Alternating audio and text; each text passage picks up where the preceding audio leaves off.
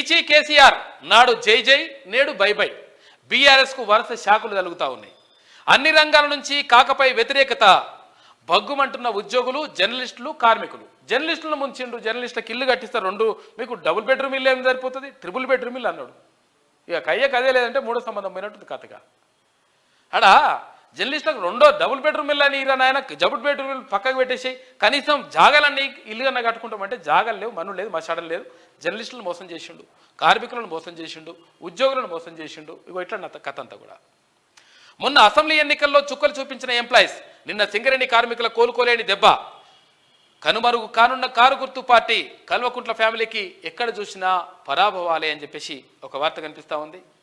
ఇన్నాళ్ళు నెత్తిన పెట్టుకున్న చేతులే ఇప్పుడు నేలకేసి కొడుతున్నాయి.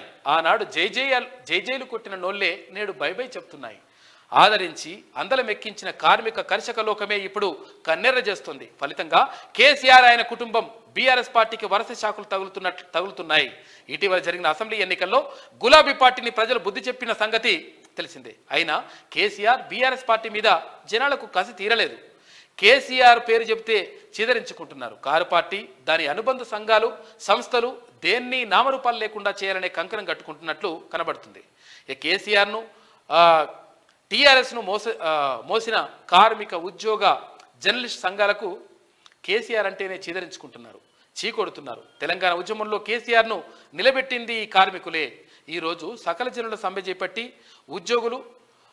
ఉద్యోగ సంఘాలు తర్వాత ఉన్నాయి. అయితే ప్రభుత్వ ఉద్యోగులు సమ్మె చేసి తెలంగాణ రాష్ట్రాన్ని రాబడితే కేసీఆర్ ఆయన ఫ్యామిలీ ఆ క్రెడిట్ని తమ ఖాతాలో వేసుకుని ఉద్యోగులకు తీరని అన్యాయం చేస్తుంది.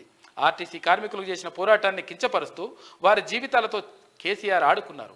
ఇప్పుడు కేసీఆర్ ఫ్యామిలీ అంటేనే ఆర్టీసీ కార్మికులు భగ్గుమంటున్నారు. ఎట్టి పరిస్థితుల్లో వాళ్ళు కేసీఆర్ను, కారు పార్టీని నమ్మే పరిస్థితులు లేదు.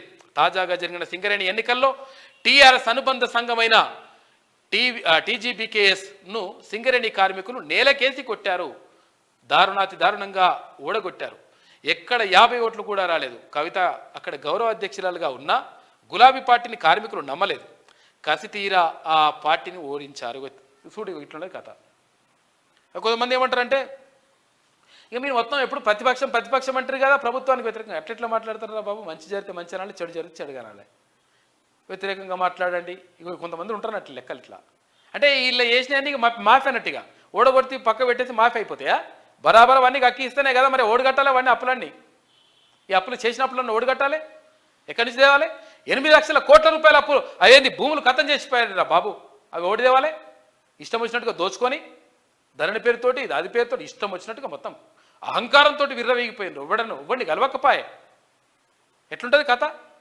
మళ్ళీ గాడికే వచ్చే ఊగి ఊగి ఉయ్యాల ఏడికి వచ్చినట్టు గాడికే వస్తుంది లెక్క.